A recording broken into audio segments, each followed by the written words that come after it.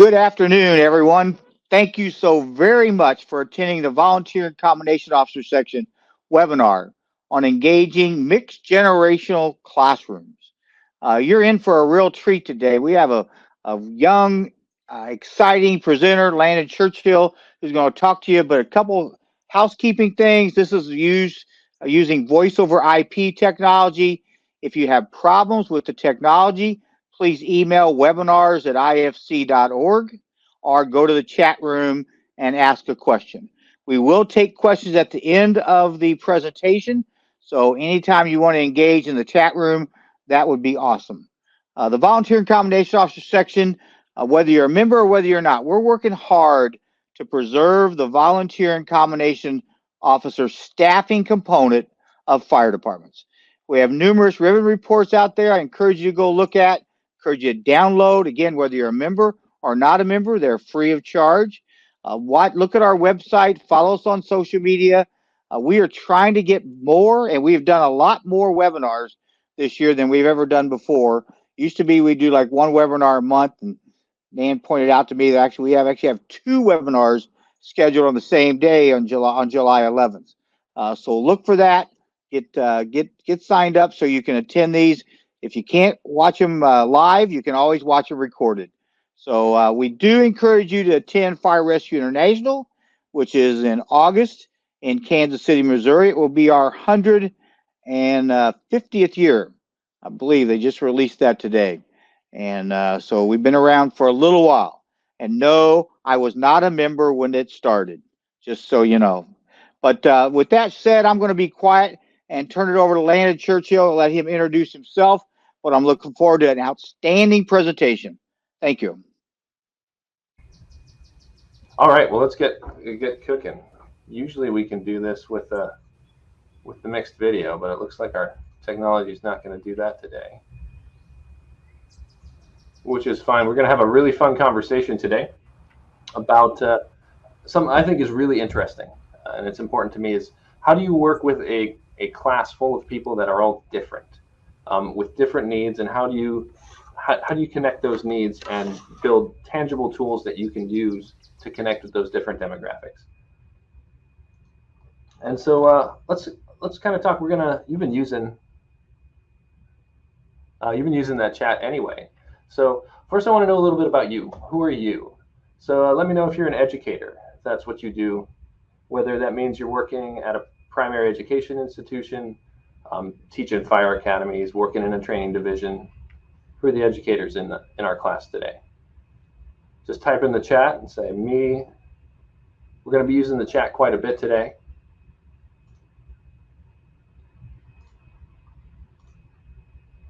Training captain over there. All right, nice, Kimberly.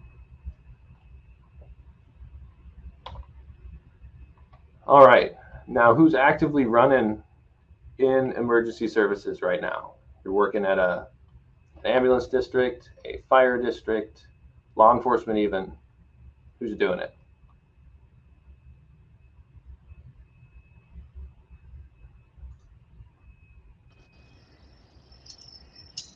Good. Richard's a training officer, medical director, educator. Very good. Awesome. Nice. Volunteer. All right, who's doing supervision?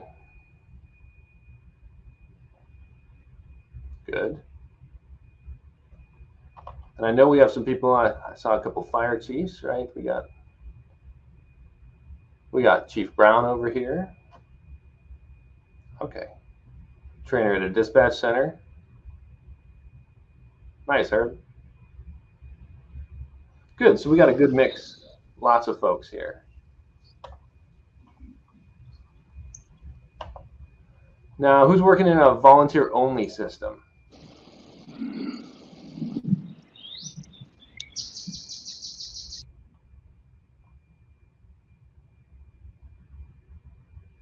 Nice, Michael.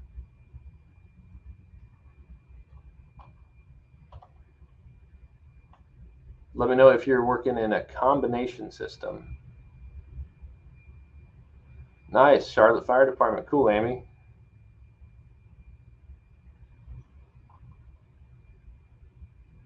All right. Kurt's doing the combo thing. Combination departments are unique. Oh, look, Kurt's raising his hand. That's cool. Nice. Sub-Lieutenant Bloom, Jamila. Who are my career-only folks?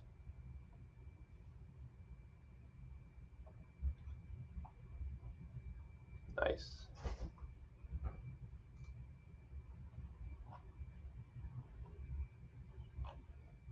Nice. Kurt's doing volunteers only. Awesome. So we got a broad mix here. That's wonderful. All right. Alan's got it all going on. So now here's the weird question. Now you don't have to tell me if you don't want to, but let's talk what time period are you from? When is your birth year?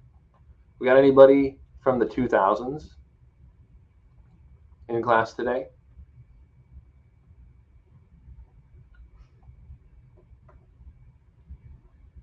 Nice, Amy.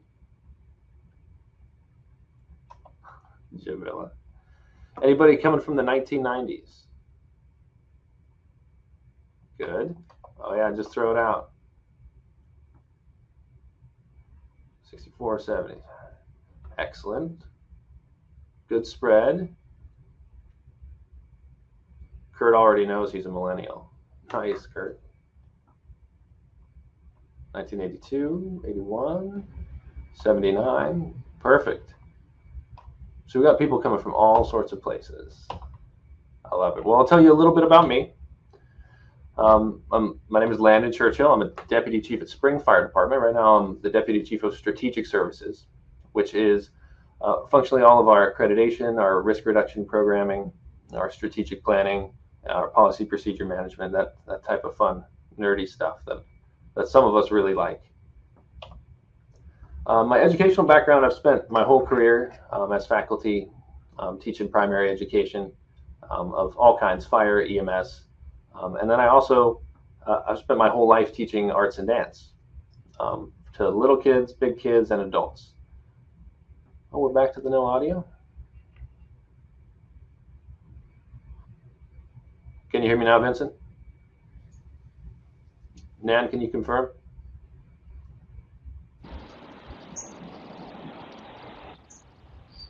John can hear you, Landon. All right, very good. Yeah, thanks for the update, Vincent. Email that webinar email address if you're having trouble. That's what I had to do. Nan helps me out. I've got 3 kiddos, and I'm a super amateur chess player. And for me, it's 1989. That's where I'm from. Thanks, all. So here's what we're doing today. We're going to make sure that we're speaking a common language, that we know what we're looking at as far as characteristics that can sometimes be associated with generations. We're going to take a look at the right attitudes as we approach using that information to make your classroom experience better for everybody and creating more engagement. And then we're going to talk about ways that you can evaluate your classroom, figure out who you have, and build instructional methodologies that meet their needs based on the class demographics that you're working with. So there are really 3 pitfalls that we're going to talk about today when we're talking about intergenerational classrooms. What we all need to recognize is that we are right now in a bit of a unique spot. We've got 3, often 4 generations in a lot of our class environments, our educational environments. We have a post-pandemic environment where that has sort of created a technological renaissance. And so there's a lot going on right now, and navigating these things is trickier than it's been in the past. So our first pitfall is ignorance. And that's where we just don't even know what we're looking at. We don't know what other people's perceptives are, what other people's experiences look like. And that can create a lot of problems. So what we're going to talk about is, instead of being judgmental, we want to start off being curious. If you're bumping into a student that you're just not connecting with, instead of judging them and condemning them, we want to talk about being curious about where do they come from? What's that like? That's a Stephen Covey thing, right? That fourth habit of seeking first to understand. So we're going to learn about the generational differences, and we're going to talk about that here. The most important thing here is to let this topic be nuanced and complex. None of this is going to fit into a simple topic, a simple trope like we'll hear these statements like kids these days, they just don't have any respect. That's an oversimplification of an entire group of people. Just like it would be to say, oh man, older people have a hard time with technology. Also an oversimplification of a group of people that doesn't turn out to be particularly correct. Overgeneralizing can be extremely harmful. So we're not going to oversimplify groups of people because the human brain wants to do that. It's right that we want to build heuristics that make it easier to interact with different groups. So we try to trim them down to the easiest concepts that we can work with. So let's take a look at it. This is what we're looking at in the workplace. And generally our workplace and our educational demographics mirror each other because the educational system flows into the workplace. So this is where we're looking at just a couple of years ago. And you can see we've got usually 3, sometimes 4 types of generations in our classrooms. And that Generation Z going up and up and up and up. And now we've got that Generation Alpha that we're dealing with now, right? Good. So to take a look at these, some of the things I want you to really look at is that communication style. The ways that we communicate are one of the most common sources of conflict.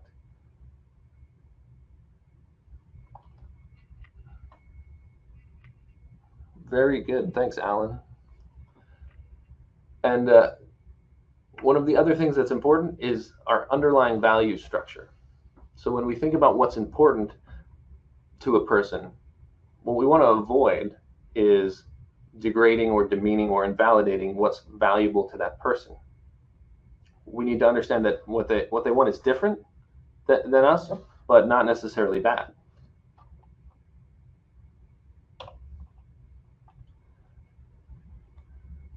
Now, another important piece of this puzzle is that some people get really specific about the ages, right?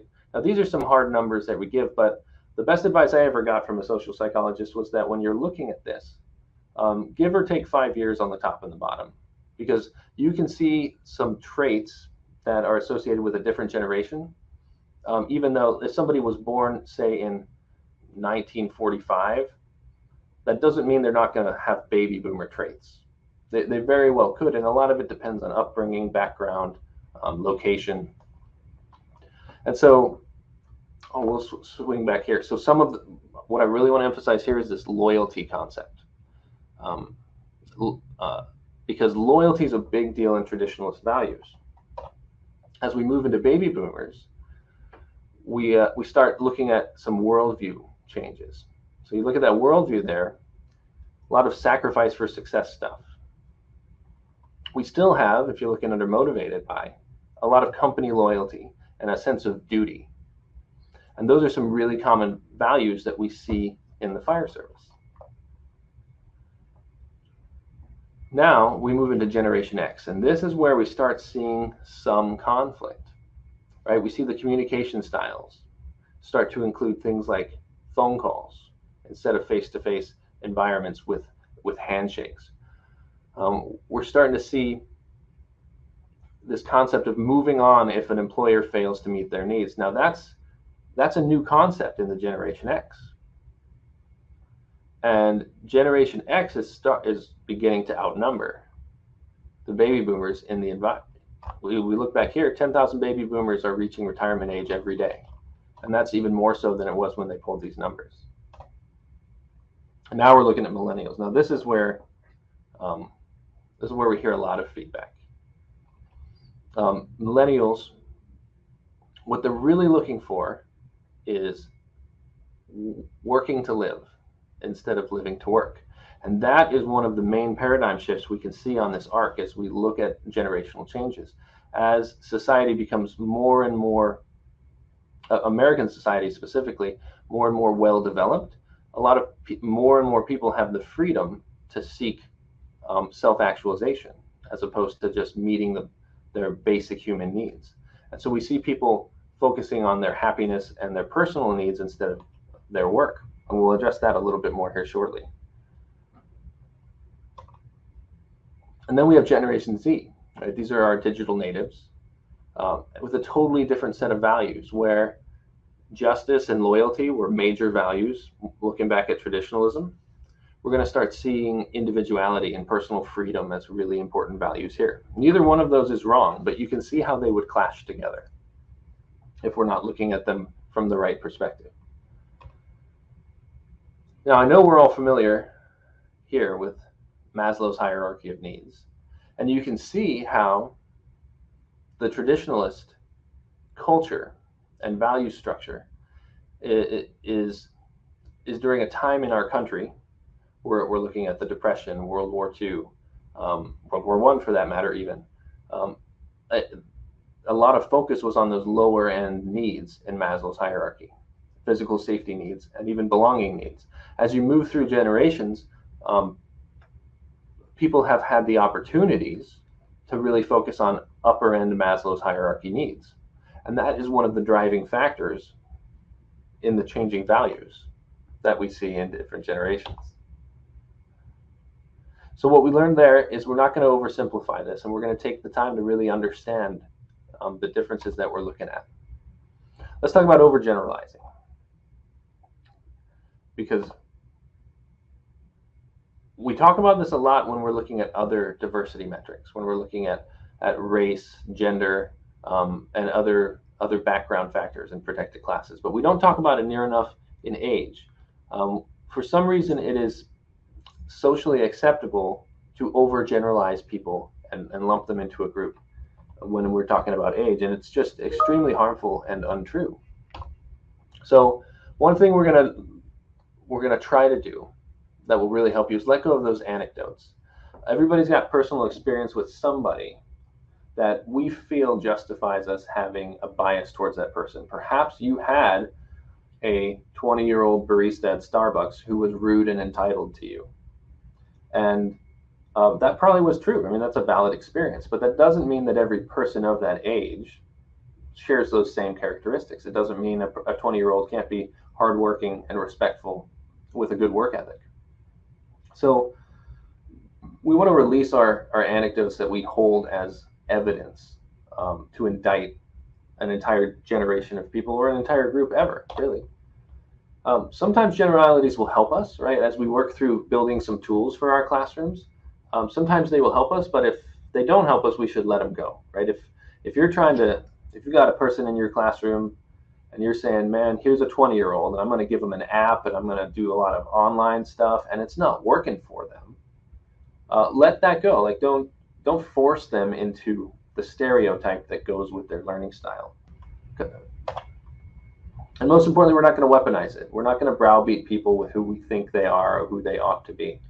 Weaponizing stereotypes of any kind is extremely harmful to the learning process because people can't learn in a psychologically unsafe environment.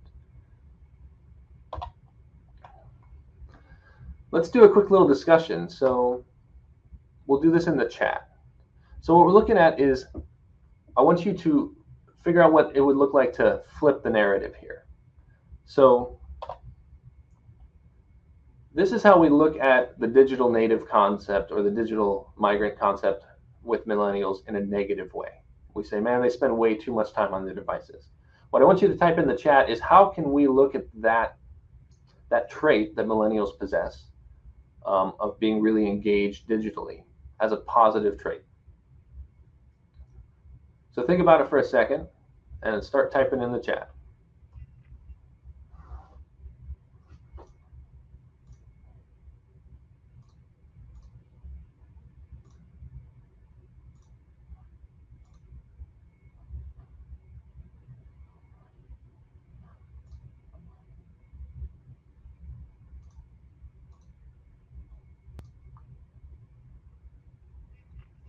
Good. Tracy says they pay attention to a lot of different things going on in society. Yep, absolutely. Jonathan says millennials have access and the ability to find information quick. They do. Alan, we have millennials engaging in non-traditional educational methods, right? So they're flexible, they're agile, they know what's going on with situational awareness, they're quick on the ball finding information.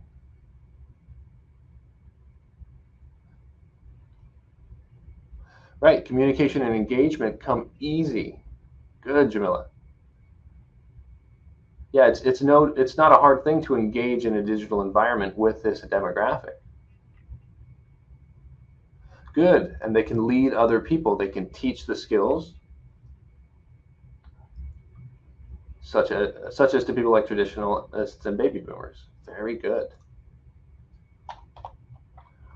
Now we'll try this one. Baby boomers and Xers don't know how to work their computers. Let's figure out what a more constructive lens is for that skill set.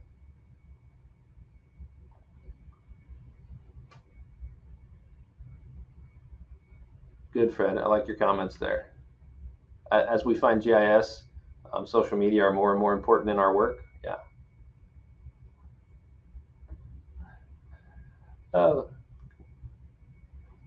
Good throwback, Tracy.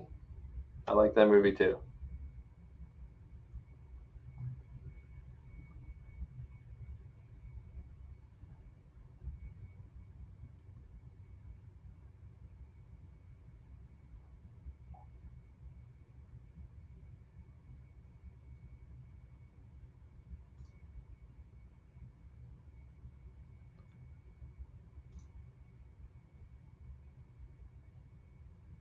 Good. Oh, Jamila, very good. So Jamila's saying when projects or events need a personal touch, right? That one-on-one connection, somebody who is comfortable in a personal environment, connecting with people in person. The skill sets that you find in baby boomers and Xers are very, very valuable in there. Good. And Alan says they thrive in in-person classes.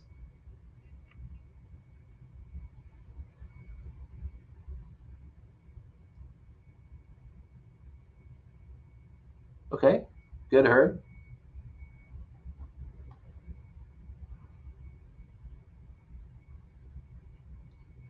Good. Good, Jamila. And so what you're talking about there is that this stereotype, and you're absolutely right, it's not even true, right? Fred says that sometimes Gen X and boomers don't necessarily use technology at the same speed or intensity. That's true. It can be true.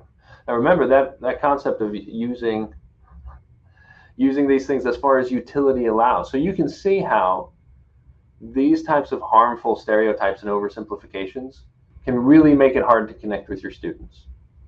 And this, of course, this conversation about allowing people to be every person being their own person goes much further than just teaching. So we talked about letting go of our personal experiences as evidence that a whole group of people are bad. Only use the generalities as far as they're helping you connect with people, and then let them go. Don't weaponize those stereotypes. I'm with you, Jonathan. The exennial term is awesome.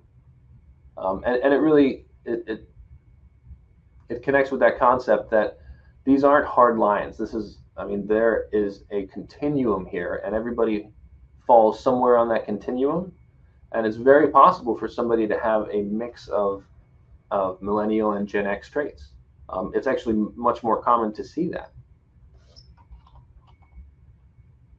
Nice, Jamila. So our last pitfall here, failing to adjust. So it's great if we know that there are different generations out there. That was our first thing. And then we want to not have wrong attitudes about it, right? We want to have a constructive attitude about it.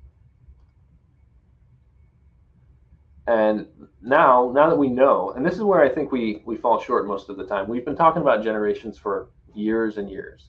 And every class I've taken generally says, yep, generations are different. Here's how they're different. Have a great day.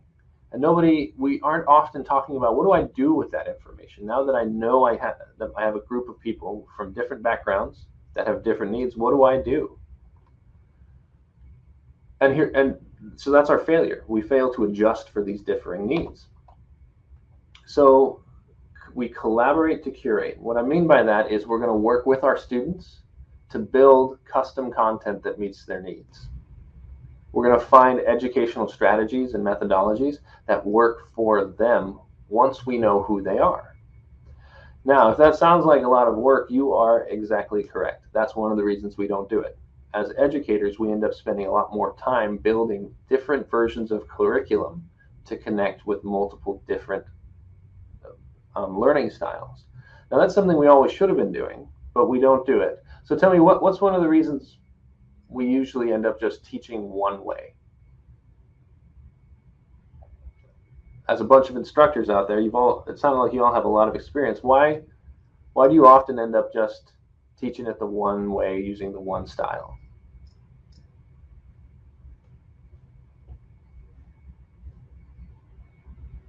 It's comfortable. It's what you know, right? We're going to teach the things we know. It's easier. Very nice. Tell me this. How much time does it take to prepare a quality educational experience? Let's say I wanted to put on a 1-hour webinar, maybe. How much time would it take? There you go, Kimberly. How much time does it take to put together a good 1-hour webinar?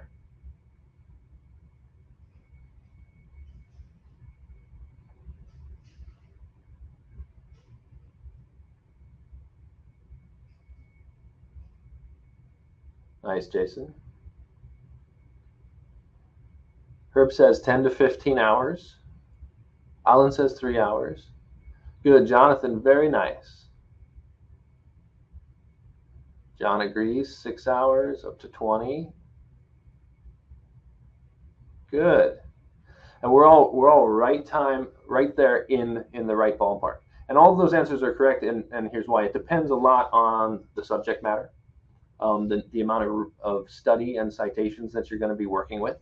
And it's anywhere from 4 to 20 hours per hour of instruction. So if you're teaching something that you're very familiar with, maybe like a 100 level class, think like an EMT class or your intro to firefighting. That might not require as much preparation.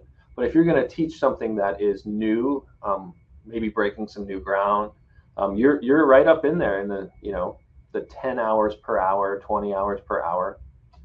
Amy, good point. It depends on the instructor's skills, how much they are developing curriculum. But the main point is, who out there has enough time to spend between 4 and 20 hours per hour in preparation time for the things that they're teaching? Do you have enough time in your day to do that?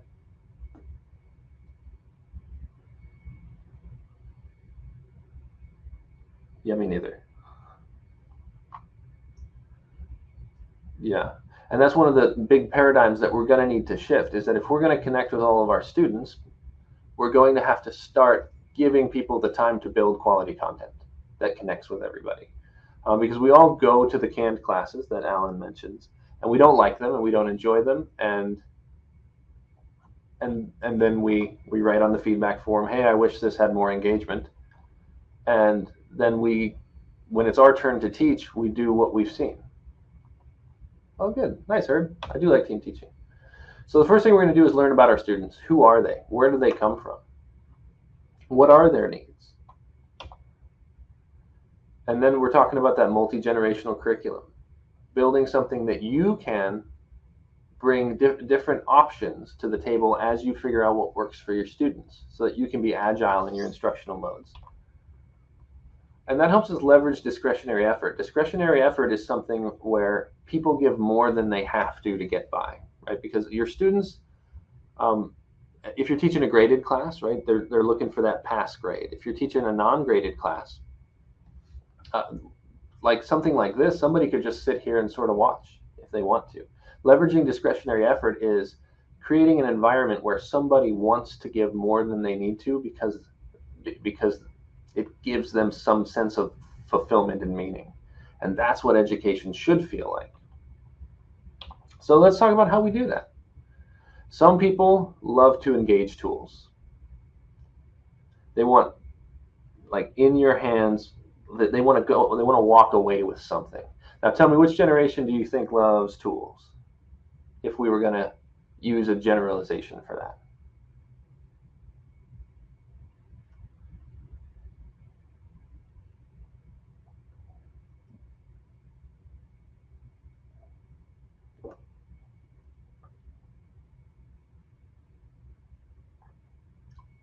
Nice. Good. So we see kind of a spread here: traditionalists, baby boomers, and Xers, and all correct, right? To varying degrees. The further back you go, the more emphasis we often see on tangible tools. So if you got your phone handy, scan that. You can also pop over into the handout there. You got two options. There's one handout called the IAT. When you get in there, you're going to have to do a little waiver, and then you're going to look for the blue button that says Age IAT.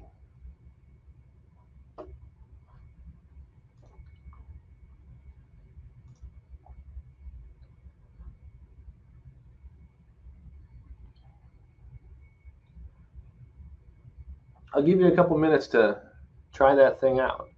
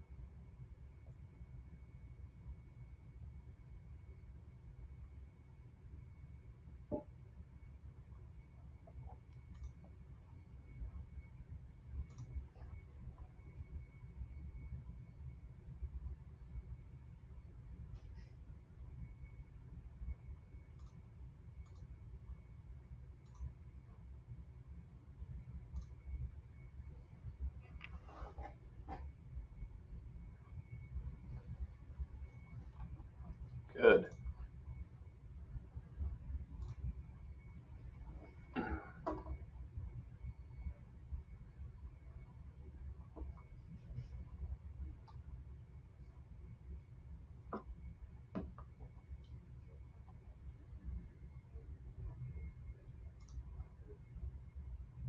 I'll give you about another minute.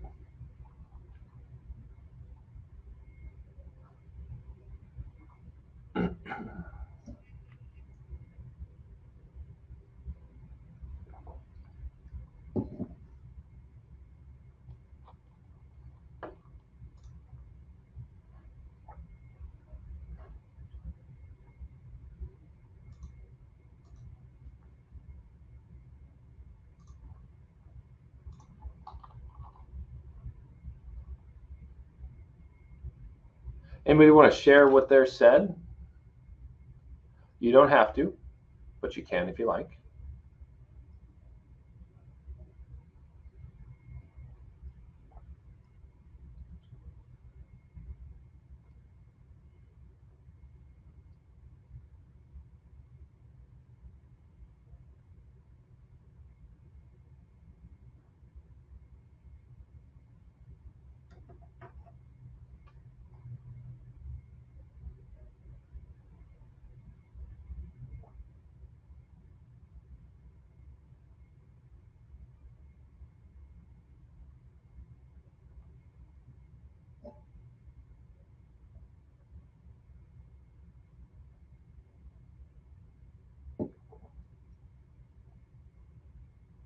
Man, we're having a good time in there.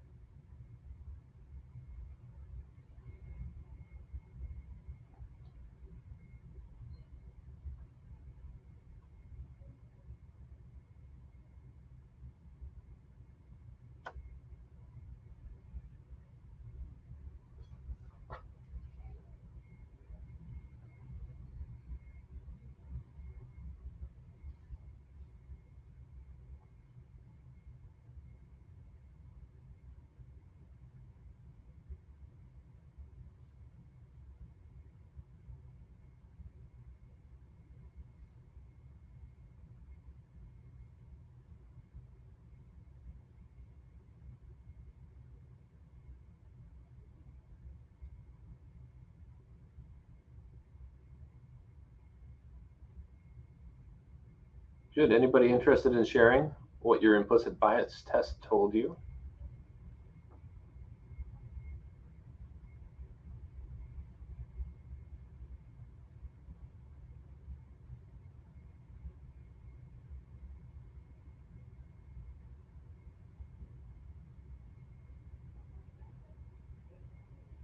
We'll still be working through it.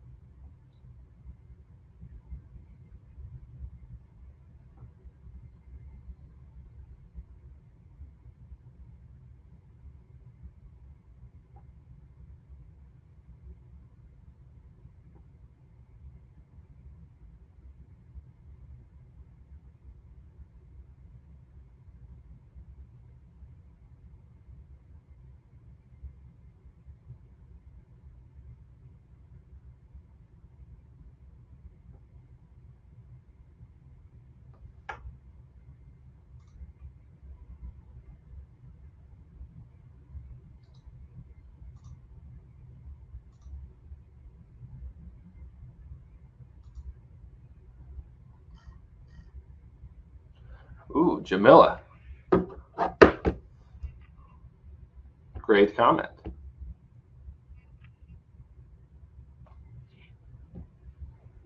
Hmm. Don't know what that means, Herb.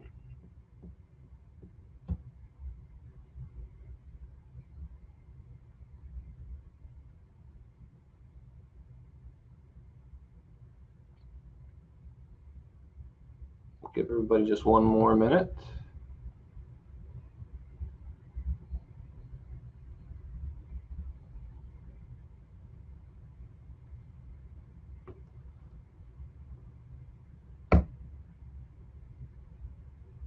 Fair enough. All right, let's come back together. So now at this point, if you're teaching a class, Jamila's comment would be a wonderful jumping off point for a conversation. And that's really where we want to get with our classes, is where we're in discourse with people. Your low end of Bloom's taxonomy, where we're memorizing things, isn't the best place to hang out when you're teaching people. We really want to be working in our high order thinking skills and teaching people to think better. And so we can evaluate that test. We could say, is that valid? Is it not? What do we think about the methodology behind that assessment style? So interacting with that tool helps people to think. And I don't remember. I think I do know Jamila. And I recall that you have a healthy sense of critical thinking, which I love.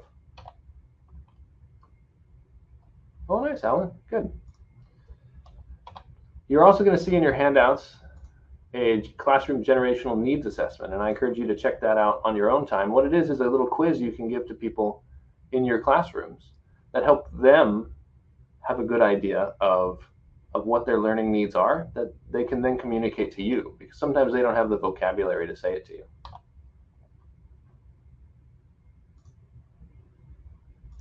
So let's do a quick little poll. Lots of people love to engage with other people.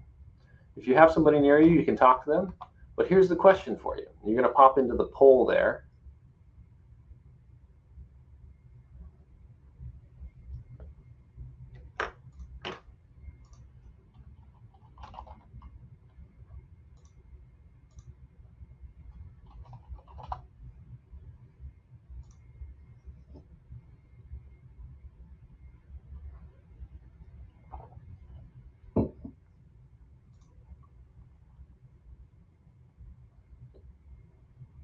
Give you a minute on that poll.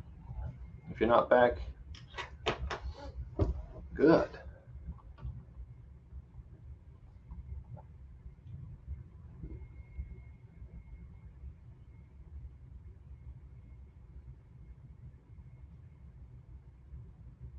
Beautiful. All right, we're going to close this up, wrap up those responses. Good. And then can we see the responses? Is that a thing we do? Probably not. Oh, good. Great. So what we're looking at here, some people said the student, some people said the instructor, some people said the student and the instructor. Some people said collaboration. And here's the great thing about education. The conversation is the point. We're not looking to give an answer. And that's why I bring up this question specifically, because you always get a mix of answers. And that conversation is what stimulates the learning. Now, in an online environment, you could create breakout sessions where people have the opportunity to have discourse with each other. You could do breakout groups in an in-person setting. And what you want your questions to be is something that stimulates discourse and discussion, not forces your students to pigeonhole themselves into what they think the right answer is. There's no real right answer here. We can argue this either direction, right? We can say the student is responsible for their success and you're going to do what you can to help them, but ultimately they are. Some people think that the instructor is. Some people think it's a 50-50 relationship. We can have such a fun discussion about what that looks like. And that's really where you want to be. And some people love to be engaging with other people in discourse, and it's a great way to learn. Some people care about socials, right? If you're working in an educational environment, FERPA is really important, and I encourage you to be compliant with it and talk to your FERPA people. But this matters to groups of people, right? There's a hashtag called Instaboomers. Baby EMT is something that a lot of EMT classes are using. Wash Your Hood is a social media movement in the fire service. Women in EMS is a hashtag that we're using. Figure One is an entire social media platform that's all about studying medicine together. And so you post interesting cases that are HIPAA compliant and scrubbed of personal data, and then we talk about it. And that's the whole point of what Figure One is. It's like Facebook for people who want to chat about medicine. We'll check out this video real fast and tell me what you think about this. Do you want to record me touching them as well? Oh yeah, thank you. I started now. Alright, frontal, parietal, occipital, temporal, nasal, zygomatic, maxilla, mandible, hyoid, anastoid process. Axis, atlas, 7 cervical vertebrae, 12 thoracic, 5 lumbar, 5 sacral, 4 coccyx, 24 ribs, sternum, clavicle, scapula, ilium, ischium, pubis, acetabulum, femur, patella, tibia, and fibula, calcaneus, tarsals, metatarsals, phalanges. Humorous. Olecranon. Radius. Thumbs up radius. Carpals. Metacarpals. Is there anything on the back too? Now, I can assign my students a 3-page paper on every bone in the body and get a lukewarm response, or I can say that your homework is to create and post that video on your socials. And depending on your demographic, what do you think is going to happen? What's going to work?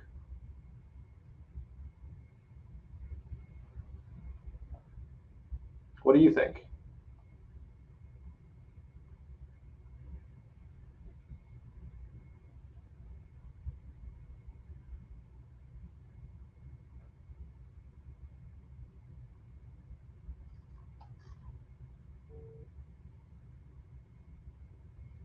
Yeah, Jamila, it is cool.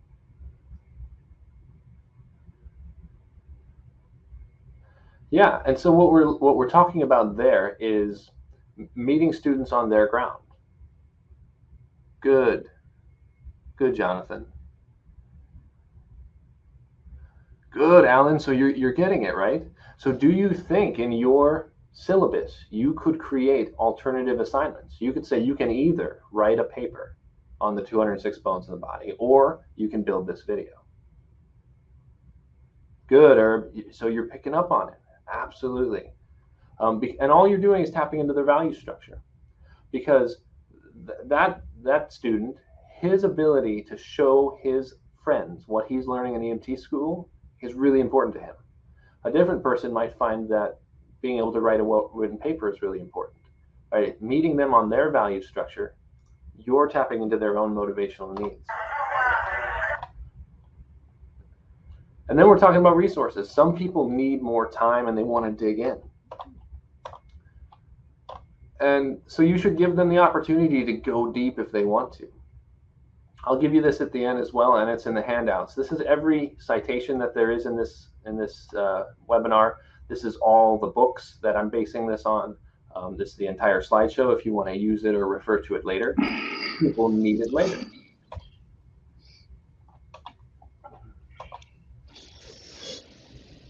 And so we talked about how people are different and that we need to be curious about their differences. We talked about how we can have the right attitudes to maximize engagement. And we talked about ways to curate and collaborate to build our class environment. If you ever need to get in touch with me, you can scan that, and that's your resources on the right again, and you can also find that in the handouts. Thanks for spending this time with me today. You've been a really fun group to chat with. And keep coming to these webinars, they're great. Chief, I'll pass it back to you.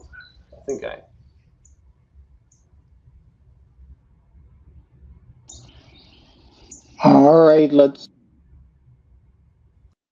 come on, unmute phone.